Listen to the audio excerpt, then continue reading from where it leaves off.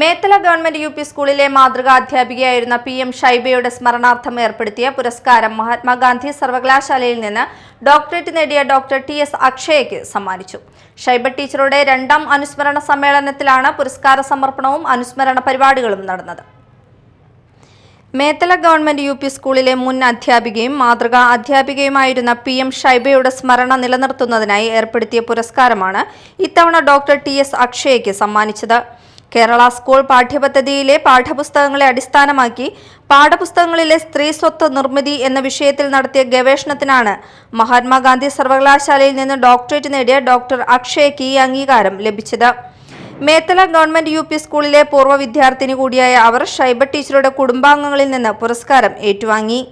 Kodungallur municipal chairperson honey Peethambaran അനുസ്മരണ സമ്മേളനം ഉദ്ഘാടനം ചെയ്തു. മുനിസിപ്പൽ വിദ്യാഭ്യാസ സ്ഥിരം സമിതി ചെയർമാൻ KK ഹാഷിഖ് അധ്യക്ഷത വഹിച്ചു.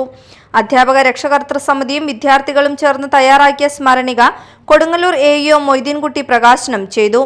പ്രധാനാധ്യാപിക അജിത പടാരിൽ പുരസ്കാര ജേതാവിനെ പരിചയപ്പെടുത്തി. കൗൺസിലർ പ്രിയ സവാൻ, മുൻ പ്രധാന അധ്യാപികമാരായ മേരി ഹെലൻ, ജാസ്മിൻ കാവ്യ, മുൻ കൗൺസിലർ EJ ഹിമേഷ്, പൂർവ്വ വിദ്യാർത്ഥി സംഘടനാ പ്രസിഡന്റ് EA ഇക്ബാൽ എന്നിവർ ഷൈബ ടീച്ചറുടെ സേവനങ്ങളെ അനുസ്മരിച്ചു. പരിപാടിയുടെ ഭാഗമായി ഷൈബ ടീച്ചറുടെ ഓർമ്മകൾ ഉൾപ്പെടുത്തിയ ഡിജിറ്റൽ സ്മരണികയുടെ പ്രദർശനവും നടന്നു. Media time, Kodungallur.